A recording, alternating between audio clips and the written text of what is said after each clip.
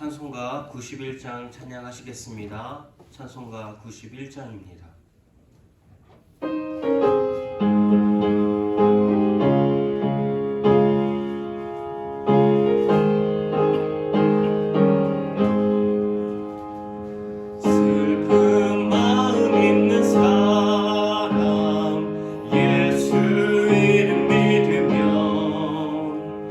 영원토록 변함없는 기쁜 마음 얻으리.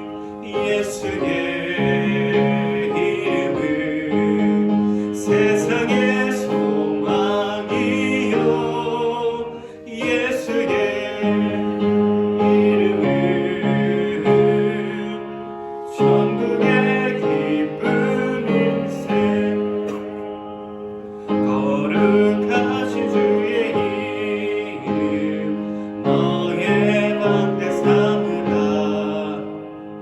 환난 시험 당할 때에 주께 기도드려라. 예수의 이름은 세상의 소망이요. 예수의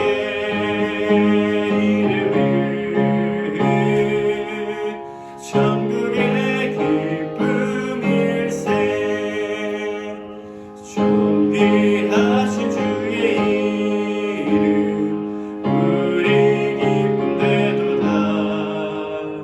주의 품에 안길 때에 기뻐 찬송 부르리.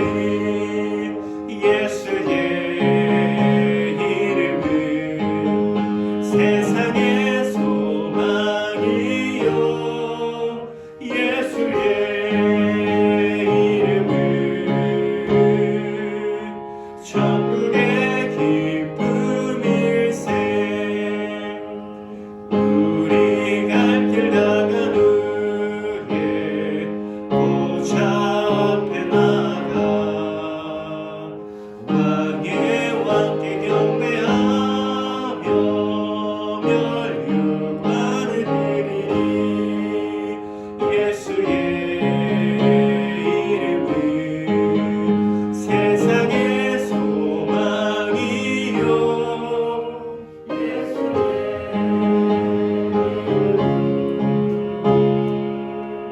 천국의 기쁨일세. 시간이 되었습니다. 다 같이 묵상하심으로 수요 예배를 하나님께 올려드리겠습니다.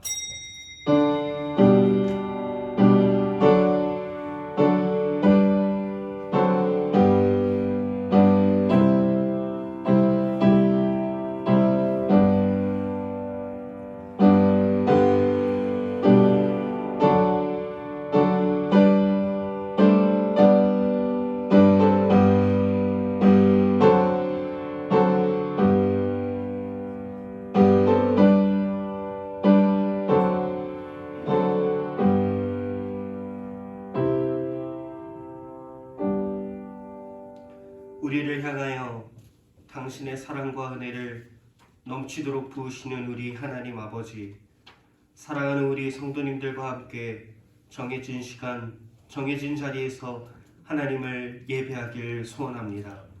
우리가 그저 이 시간 모였다고 예배하는 것이 아니라 우리의 마음과 정성을 다해서 성령과 진리 되신 예수 그리스도의 말씀 안에서 하나님을 만나 배우게 하시고, 이 시간에 우리에게 늘 있던 예배였지만 하나님께서 특별하게 임재하여 주셔서 우리가 이 안에서 생명을 누리고 우리의 아픈 마음과 영혼들이 치유되며 하나님을 만나는 그 즐거움을, 기쁨을 회복하는 놀라운 시간 되게 하여 주시옵소서. 예수님의 이름으로 기원하옵나이다. 아멘. 찬송가 540장 찬양하시겠습니다.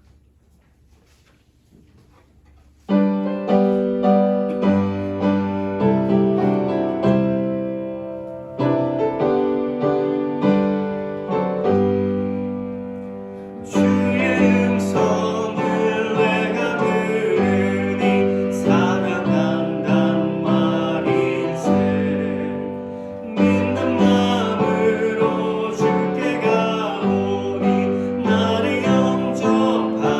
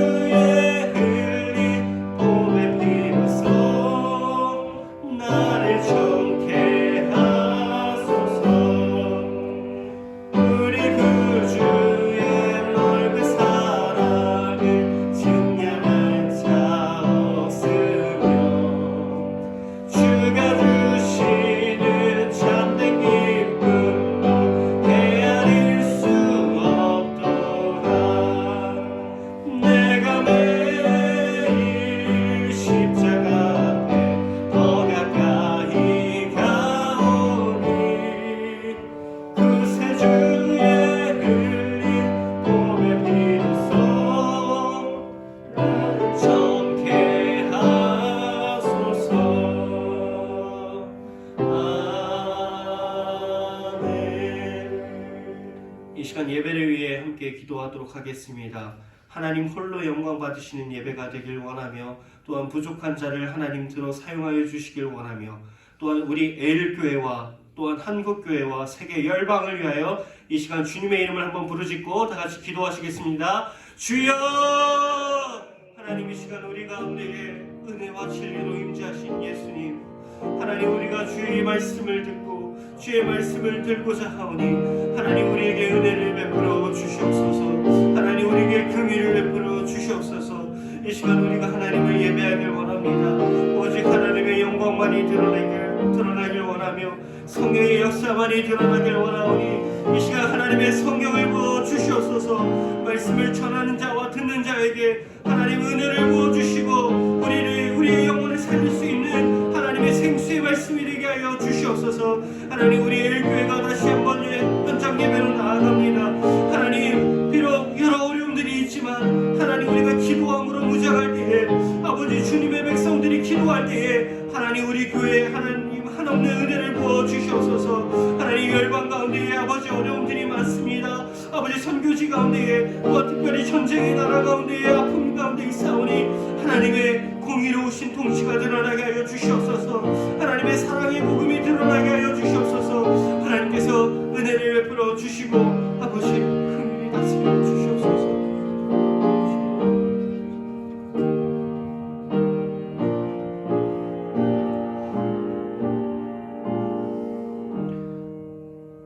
이 땅을 다스리시고 통치하시는 전능하신 하나님 아버지, 우리가 그 하나님의 아름다운 말씀을 듣고 이 시간 예배하길 소원합니다. 하나님 이 시간 우리의 마음, 굳은 마음들을 열어주시고 다친 마음들을 새롭게 하여 주셔서 우리 안에 하나님의 말씀이 정말로 깊이 젖어들 수 있도록 하나님의 생수의 물이 흘러들어올 수 있도록 하나님 우리의 영혼을 주장하여 주시옵소서. 하나님 특별히 부족한 종 하나님 강단 위에 세워주셨사오니 종의 연약한 모습은 가려주시고 하나님의 말씀에 은혜와 진리만이 드러나게 하여 주시옵소서. 이 시간은 전하는 자와 듣는 자 모두에게 하나님의 말씀의 영화로움을 우리에게 더하여 주시옵소서. 예수님의 이름으로 기도드립니다. 아멘. 오늘 우리에게 주신 하나님의 말씀 요한복음 1장 6절에서 13절 말씀입니다. 신약성경 142면에 있습니다. 요한복음 1장 6절에서 13절입니다.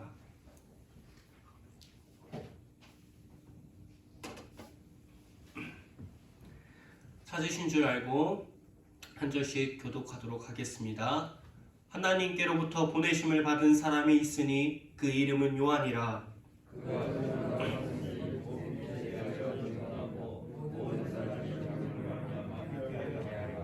그는 이 빛이 아니요 이 빛에 대하여 증언하러 온 자라.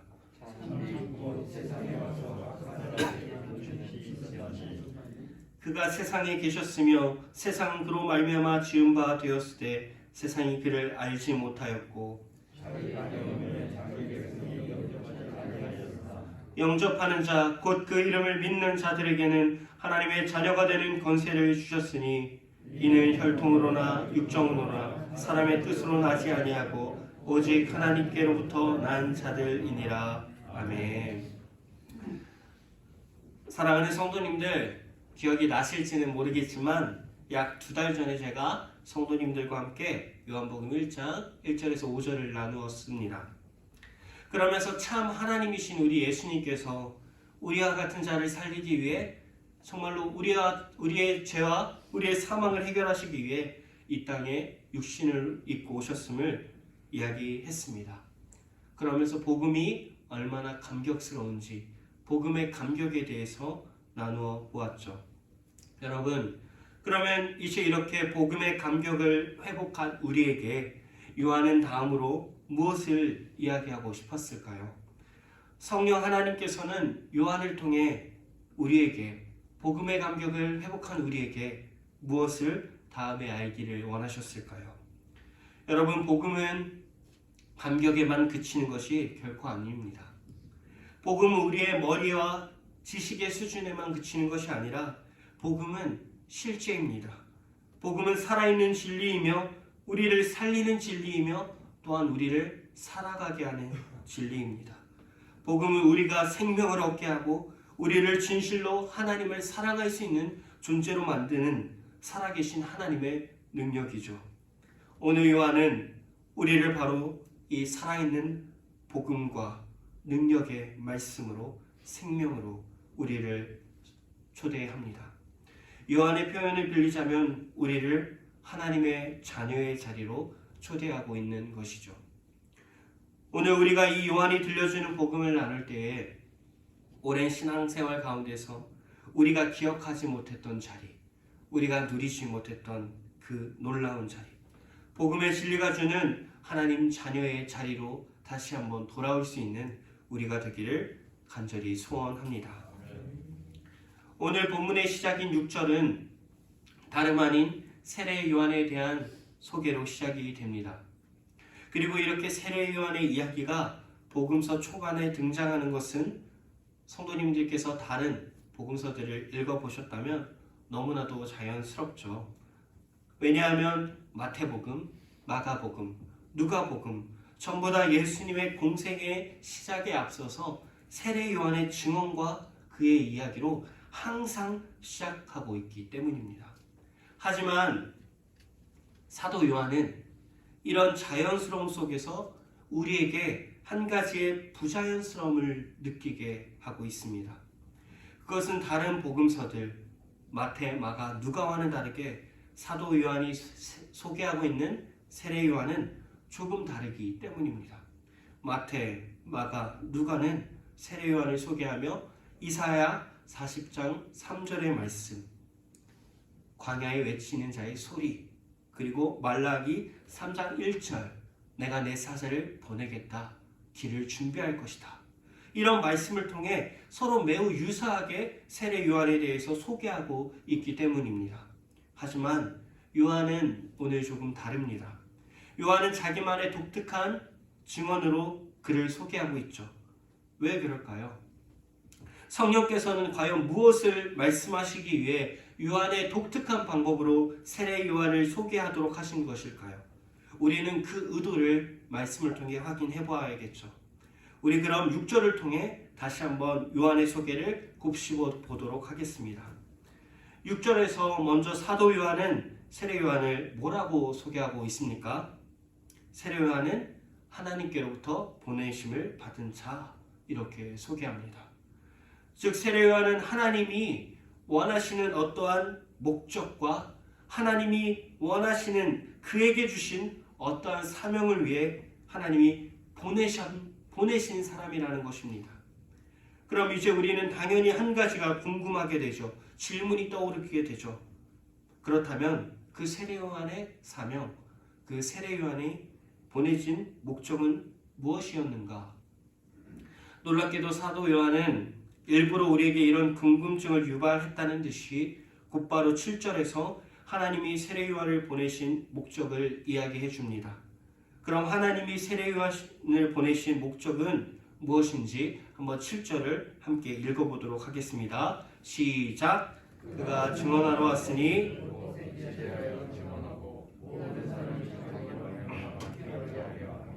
아멘.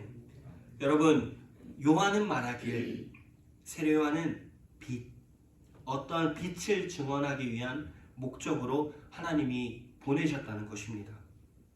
그리고 또 이렇게 세례 요한이 증언하는 이유와 목적이 무엇입니까? 모든 사람이 자기로 말미암아 믿게 하려 하기 위한 것이다, 이렇게 전하고 있죠. 요약하자면 하나님께서 세례 요한을 예수님 공생의 시작에 앞서 보내신 이유는 세례 요한의 증언을 통해 모든 사람이 무언가를 또 누군가를 믿게 하려는 것이었습니다. 여러분, 그렇다면 그 믿음의 대상, 세례 요한이 응시하고 있는 세례 요한이 원하고 그들로 믿게 하기 원했던 그 믿음의 대상은 과연 누구일까요? 다들 아시죠? 우리를 구원하기 위해 이 땅에 오셔서 우리 대신에 십자가를 지셨던, 우리 대신 죽으신 예수 그리스도, 그분이죠. 또 여러분, 세례 요한은 이 예수를 우리에게 증언하기 위해, 이스라엘 백성들에게 증언하기 위해 하나님이 자신에게 주신 목적과 사명을 이루기 위해 정말 확고했던 사람입니다. 세례요한은 이 사명을 위해 자신의 존재를 내려놓고 오직 예수님만 드러나기 위해 자신을 부정했던 사람이죠. 사도 요한도 그를 이렇게 소개합니다. 8절, 그는 이 빛이 아니다. 이것은 세례요한도 마찬가지입니다. 20절, 세례요한은 자신에게 네가 누구냐 묻는 유대인들에게 이렇게 대답하고 있죠. 나는 그리스도가 아니다. 또 21절, 그는 계속해서 자신에게 그럼 누구냐 묻는 이런 질문에 대하여 계속 자신을 부정하며 나는 아니라 대답하되 나는 아니라 계속 이렇게 일관되게 대답합니다. 사랑하는 여러분, 왜 세례요한이 이토록 자신을 부정하면서까지 예수님께서 그리스도이심을 드러내고자 하는 것일까요? 왜 사도 요한은 이런 세례요한의 부정하는 모습을 우리에게 일부러 보여주고 있는 것일까요? 누구를 드러내기 위해서 세례요한을 사라지게 만들고 있는 것입니까? 그 이유는 모든 사람이 자기로 말미암아 믿길 원했던 예수 그리스도를 믿게 하려고, 예수 그리스도만 드러나게 하려고 그는 그렇게 그의 인생을 살았던 것입니다. 여러분, 사도 요한은 먼저 1절에서 5절을 통해 복음의 감격을 선포하고 노래한 다음 그저 복음의 감격뿐만 아니라 복음의 실제적인 능력과 유익을 누리길 원하는 우리에게 가장 먼저 믿음을, 예수 그리스도를 믿는 믿음을 강조하고 있습니다. 도대체 믿음이 무엇이기에 요한은 우리에게 가장 먼저 믿음에 대해 이야기하고 강조하고 있는 것일까요? 도대체 믿음이 그리스도인의 삶과 그리스도인의 생명과 예수의 복음과 무슨 상관이 있기에 이렇게까지 믿음을 드러내고자 하는 것일까요? 여러분, 놀랍게도 요한복음에서 이 믿다, 헬라어로 피스티오, 이 단어는 요한복음에서만 100번 정도 사용이 됩니다. 이 수치가 얼마나 놀라운 수치냐면요, 마태복음, 마가복음, 누가복음에서 이 믿다라는 동사를 다 합해도 30번 정도밖에 되지 않습니다. 즉 요한복음에서 믿다라는 동사는 다른 복음서를 다 합한 것에 3배나 되는 그런 어마어마한 빈도수이죠. 그렇게 요한복음에서 이 믿다, 믿음은 가장 중요하고 아주 핵심이 되는 단어라고 볼 수 있습니다.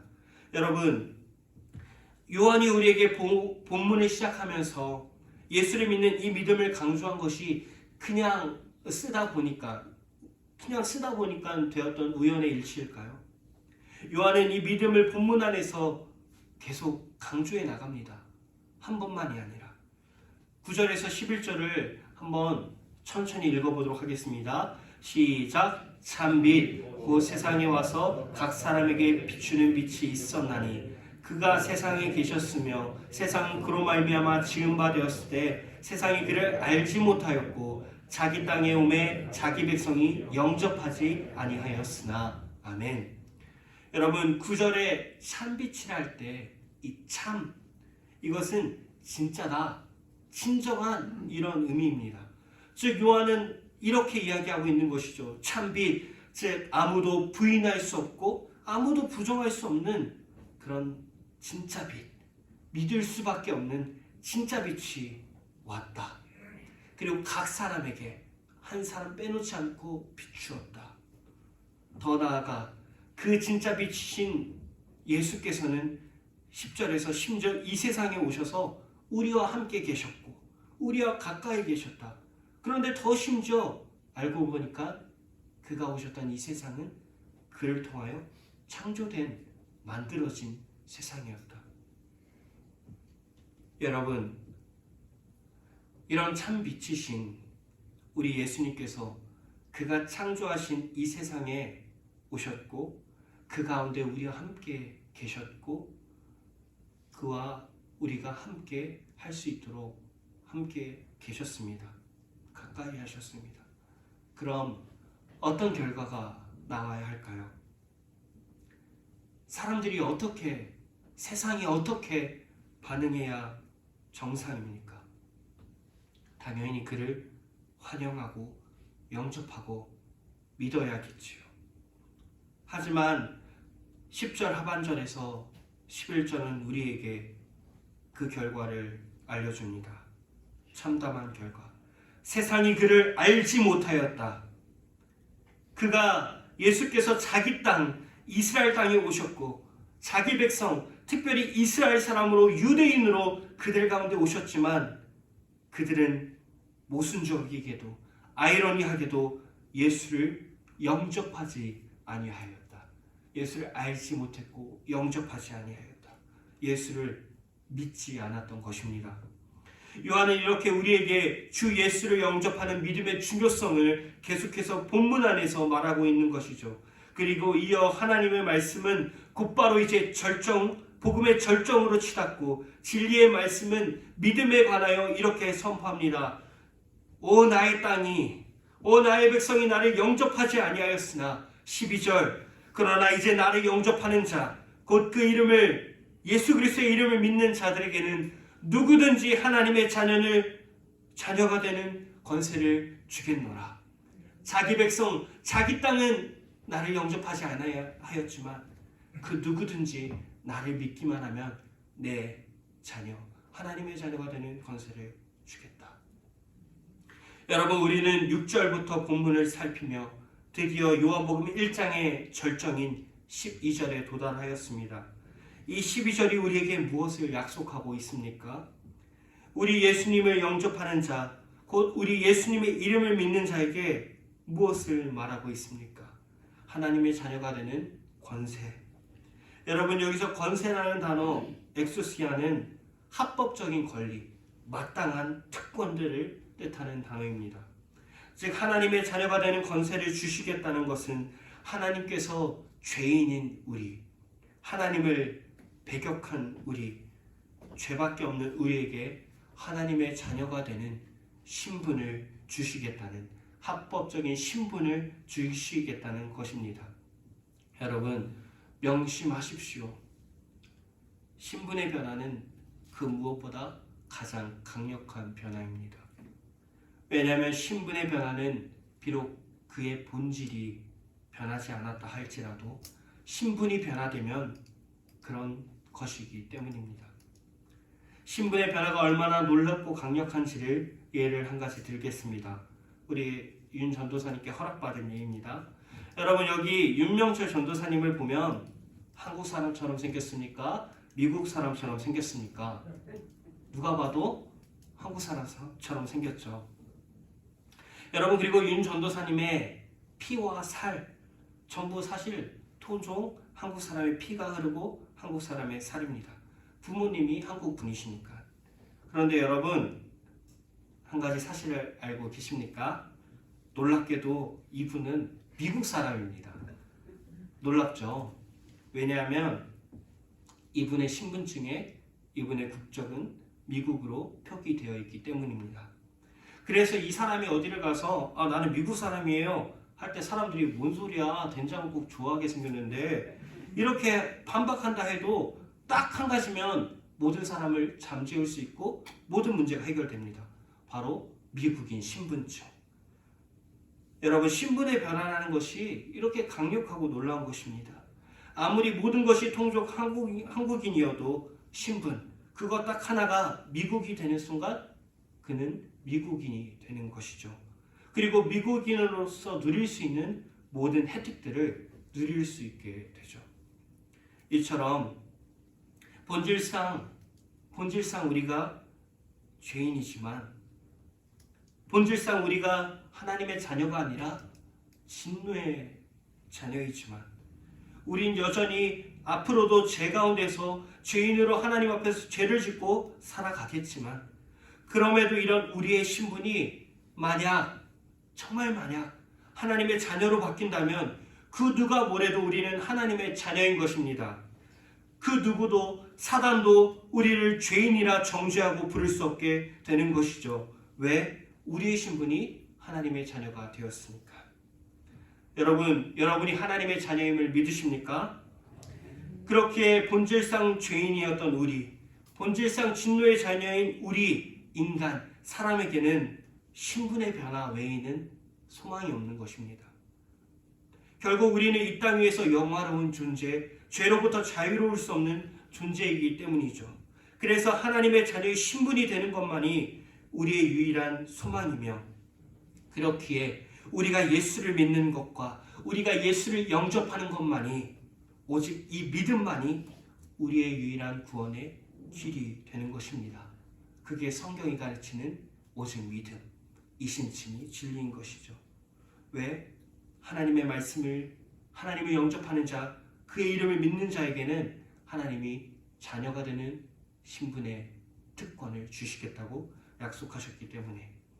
여러분, 사랑하는 우리 성도님들, 요한이 하나님의 자녀로서 영생을 얻은 삶, 진리로 살아나고 살아가는 삶, 성도의 삶을 이야기하며 우리의 구원의 이야기를 시작하며, 가장 먼저 무엇보다 이 믿음의 중요성을 이야기하는 것이 그저 아직도 우연처럼 느껴지십니까? 아니죠. 그렇지 않습니다. 요한이 자신의 복음을 전하며 이토록 믿음을 우리에게 중요하게 반복적으로 전하는 이유, 그 이유는 하나님의 자녀에게 있어서, 하나님의 백성에게 있어서 가장 중요하고 가장 근본적인 것이 바로 다름 아닌 우리가 예수를 영접하는 그 믿음이기 때문입니다. 성도로 하여금 참 생명을 누리게 하고 하나님의 자녀로 살아가는 삶, 하나님의 자녀로서 누리는 아버지의 사랑, 아버지의 은혜, 아버지의 보호와 위로를 누리는 그 열쇠는 바로 믿음이기 때문 아니겠습니까? 여러분, 믿음을 어떻게 생각하고 계십니까? 여러분, 성경이 말하는 이 믿음, 그렇다면 이 참된 믿음, 성경적인 믿음은 과연 무엇일까요? 그냥 추상적으로 예수님 난 믿어, 이게 믿음일까요? 성경은 우리에게 가르쳐 줍니다. 그것은 12절에 나오듯 먼저 영접하는 것, 그리고 예수의 이름을 믿는 것. 여러분, 요한은 그저 예수님을 믿는 것이라 하지 않고 예수의 이름을 믿는 것이라고 분명하게 이름이란 단어를 썼습니다. 여러분, 이름이란 너무나도 중요합니다. 간과되기 쉽지만. 여러분, 생각나실지 모르겠지만 예전에 담임 목사님께서 하나님의 이름에 대해 강론하신 적이 있으십니다. 사실 하나님의 이름을 아는 것은 신자에게 너무나도 중요합니다. 그 이유는 이름은 무한하신 하나님, 우리가 범접할 수 없는 하나님께서 유한한 인간들, 지식과 지혜에 한계가 있는 인간들에게 자신의 존재를 그들의 수준에 맞게 알려준 것이 바로 이름이기 때문입니다. 즉, 이처럼 우리는 하나님의 이름을 통해 하나님이 어떠하신 분인지 알게 되는 것이죠. 다시 생각해보게 되면 예수님의 이름이란 우리가 예수님을 알 수 있는 방법이며, 우리가 예수님을 알 수 있는 통로이며, 우리 예수님께서 성경을 통해 자신에 대해 우리에게 알려주신 모든 진리의 내용입니다. 즉, 예수의 이름을 믿는다는 것은 그렇게 성경을 통해 우리에게 알려주신 예수님에 대해 시인하고 알고 믿는 것이죠. 인정하는 것입니다. 그런데 요한은 여기서 끝나지 않고 한 가지를 더 이야기합니다. 믿음의 요소에는 지식과 또 우리가 동의하는 것이 있지만 빠질 수 없는 요소가 한 가지 더 있기 때문입니다. 참된 믿음은 예수 그리스도를 영접하는 것이라고 이야기합니다. 여러분, 영접하다, 이것은 받아들이다, 더 정확하게는 예수를 끌어안다, 이런 의미가 있습니다. 즉, 참된 믿음이란 예수님의 진리에 대한 진리와 지식과 계시를 알고 믿는 것에서 멈추지 않고, 더불어 예수님을 나의 주님으로 받아들이고 끌어안고 그를 믿고 그에게 기대어 살아가는 것을 말합니다. 우리 예수님을 주님으로 받아들이고 그렇게 살아가며 그의 말씀대로 살아가며 그에게 우리의 삶을 우리의 삶의 방향키와 우리의 삶의 결정들의 주권을 예수님 손 위에 올려놓는 것이죠. 그리고 우리가 그렇게 할 때, 이런 믿음을 가질 때 예수님께서는 우리에게 약속하신 것입니다. 그때서야 하나님의 자녀가 되는 권세를 주겠다. 그때서야 우리는 하나님의 자녀로서 모든 은혜와 생명과 자녀로서의 특권들을 누리게 되는 것입니다. 여러분, 말씀을 정리하며 맺도록 하겠습니다. 여러분, 제가 믿음을 여러분들 앞에서 논하기에는 너무나도 짧은 신앙생활일 뿐입니다. 저보다 수많은 날들을 믿음으로 살아오신 믿음의 선배님들, 여러분들은 믿음을 어떻게 생각하십니까? 언제 믿음에 대해 진지하게 고민해 보셨습니까?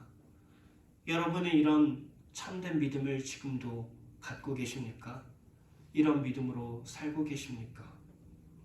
정말 예수님을 신뢰하고 의지하며 세상의 방법, 세상에 알려주는 편한 길을 따라가는 것이 아니라 예수님의 손 위에 여러분의 삶을 정말 맡겨놓고 올려놓고 계십니까? 정말 자녀로서의 삶을 살고 계십니까? 또한 여러분, 저는 아직 누군가의 자녀로서 살고 있어서 너무나도 좋지만 우리 성도님들께서는 그 자녀가 주는 안정감을 언제 마지막으로 누려보셨습니까? 언제나 누군가의 아버지, 누군가의 어머니, 누군가의 할아버지, 누군가의 할머니로서 안정감을 누리지 못하고 안정하게 만드는 역할을 해오셨죠. 하지만 여러분은 누군가의 부모, 누군가의 할아버지가 아니라 하나님의 자녀입니다. 여러분은 무엇보다 하나님의 자녀임을 믿으시길 바랍니다. 여러분, 믿음은 성도의 삶의 뿌리입니다. 그렇게 그리스도를 믿는 믿음이 주님이 우리에게 주신, 주님이 이루신 구원과 그의 의, 대속과 생명, 주님의 그 모든 은혜가 우리가 예수를 믿고 예수를 끊어 안을 때에 성령 안에서 우리의 것이 되게 합니다. 진실로 이렇게 오직 믿음이기에 성경은 13절에서 이렇게 우리에게 이야기하죠. 우리의 혈통이나 우리의 육정이나 사람의 뜻으로 되지 않습니다. 오직 우리가 하나님께로부터 난 자야만 합니다. 오직 믿음이기 때문에. 여러분, 그렇기에 우리의 믿음의 뿌리는 결코 흔들려서 안 됩니다. 무엇보다 우리의 믿음이 딱 박혀 있어야 합니다. 뿌리는 언제나 마르지 않는 시내에 있어야 합니다. 마찬가지로 우리의 뿌리인 이 믿음도 언제나 말씀이라는, 기도라는, 또 성례라는 은혜의 방편 시내에 있어야 하는 것입니다. 그래야 우리의 믿음이 흔들리지 않고 시들지 않고 더욱 강하고 참된 믿음으로 예수를 강하게 끌어안을 수 있는 것이죠.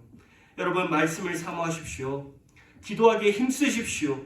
그리고 성찬이 다시 회복될 수 있도록 우리가 함께 기대하며 기다리며 기도하십시오. 여러분, 오늘 6절을 기억하고 계십니까? 오늘 말씀 6절 이렇게 시작했죠. 하나님께로부터 보내심을 받은 사람. 그리고 13절은 이렇게 마무리합니다. 하나님께로부터 난 자들이니라. 하나님께로부터 똑같이 표현으로 시작하고 똑같은 표현으로 끝나며 본문을 읽으며 봉투로 감싸고 있죠. 여러분, 이것은 말씀은 우리에게 이렇게 전하는 것입니다. 지금까지 우리가 나누었던 모든 것, 우리의 모든 믿음, 우리의 모든 신앙, 그리고 그로 인한 우리의 모든 생명과 모든 은혜와 우리가 하나님의 자녀가 되는 것, 자녀로서 누릴 수 있는 모든 특권, 심지어 우리의 믿음마저도 오직 하나님께로부터, 오직 하나님이 하셔야만, 오직 하나님의 절대 주권 가운데 우리에게 주어진다는 것입니다. 사랑하는 여러분, 하나님 안에서 여러분의 믿음을 찾으시길 바랍니다. 우리의 믿음을 붙드실 분, 우리에게 강한 믿음을 주실 분은 오직 하나님 뿐이십니다. 그리고 그 믿음 안에서 우리의 삶과 우리의 생활과 우리의 그 교회 봉사들을 넉넉히 감당하시길 바랍니다. 아멘. 우리의 힘으로 아둥바둥 서로 상처 주면서 지치면서 억지로 감당하는 것이 아니라 하나님이 하나님께로부터 난 모든 좋은 것들을 그 가운데서 풍성하게 누리시며 교회를 섬기실 수 있는 우리 주님의 자녀들이 되길 주님의 이름으로 간절히 소원합니다. 기도하겠습니다. 하나님 아버지, 우리가 요한복음을 나누었습니다. 요한복음 하나님께로부터 난 그 봉투 안에서 믿음이 얼마만큼 중요한지를 보았습니다. 하나님, 우리가 믿음으로 살게 하여 주시옵소서. 믿음으로 세워지게 하여 주시옵소서. 믿는 자들에게 하나님의 자녀가 되는 권세를 주신다 하셨사오니 우리가 이제는 지금껏 누려오지 못했던 자녀로서의 안정감, 자녀로서 받는 사랑, 자녀로서 받는 은혜 가운데서 하나님의 자녀로 살아가게 하여 주시옵소서. 예수님의 이름으로 기도드립니다. 아멘. 광고 말씀 드리겠습니다. 먼저 오후 예배 없습니다. 하지만 7월부터 재개됩니다. 그리고 금요 기도회 지금은 없지만 6월부터 재개됩니다. 교회학교 주일 예배 영화부터 청년부까지 다시 현장 예배로 드리게 되었습니다. 전도위원회, 관계전도 프로젝트 안내, 전도대상, 방문 선물 및 식사 교재비 신청 박순희 전도사님과 박정서 집사님께 문자로도 가능합니다. 기간은 4월 3일 이후부터입니다. 전교인 말씀 통독 및 필사 암송 주제 다시 말씀으로 일시 2022년 1월 9일부터 12월 25일 대상 애일교회 전 성도님이 되십니다. 유튜브에 매주 영상 성경 통독표 또 올라가고 있습니다. 영상과 함께 성경 읽기에 참여해 주시길 바랍니다. 성경 왕도차는 사무실에 제출해 주시길 바랍니다. 찬송가 542장 찬양하시겠습니다.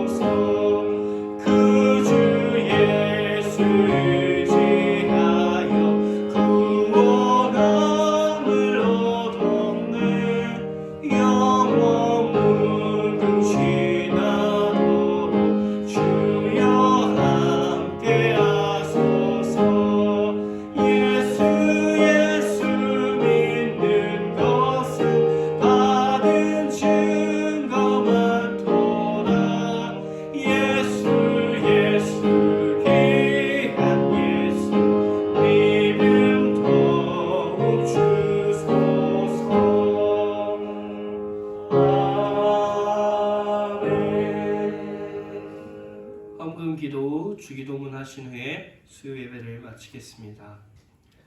하나님 아버지, 우리 사랑하는 성도님들, 하나님을 사랑하는 그 감격에, 또한 구원받은 그 복음의 감격에 그냥 나오지 아니하고 우리의 마음을 다해 예물을 하나님께 드립니다. 하나님, 우리 손에서 나온 것은 비록 이 작은 것일 뿐일지라도 하나님의 손에서 나온 모든 것은 우리를 풍족하게 하고 풍성하게 누리게 하는 모든 좋은 것이 되게 하여 주시옵소서. 하나님, 특별히 헌물을 드리며 하나님의 영광을 위하여 드리길 원하오니 이 헌물을 통해서 가난한 자들이 위로받게 하시고 고아들의 눈물이 닦아지게 하시고 마음과 육신이 아픈 영혼들이 치유받게 하여 주시옵소서. 또한 그런 모든 사역들을 통하여서 우리 하나님 홀로 영광받아 주시옵소서. 이 시간 성전의 문을 열고 다시 세상으로 나아갑니다. 세상으로 나아갈 때는 우리의 삶을 우리의 손 안에서 갖고 움직이는 것이 아니라 우리의 삶을 예수님의 손 안에 놓고 믿음으로 예수님을 따라 나아가는 믿음의 성도들이 되게 하여 주시옵소서. 예수님의 이름으로 기도드립니다. 아멘. 하늘에 계신 우리 아버지여, 이름이 거룩히 여김을 받으시오며 나라의 임하옵시며 뜻이 하늘에서 이루어진 것 같이 땅에서도 이루어지이다. 이렇게 우리가 우리에게 죄 지은 자를 사하여 준 것 같이 우리 죄를 사하여 주옵시고 우리를 시험에 들게 하지 마옵시고 다만 악에서 구하옵소서. 대개 나라와 권세와 영광이 아버지께 영원히 있사옵나이다. 아멘.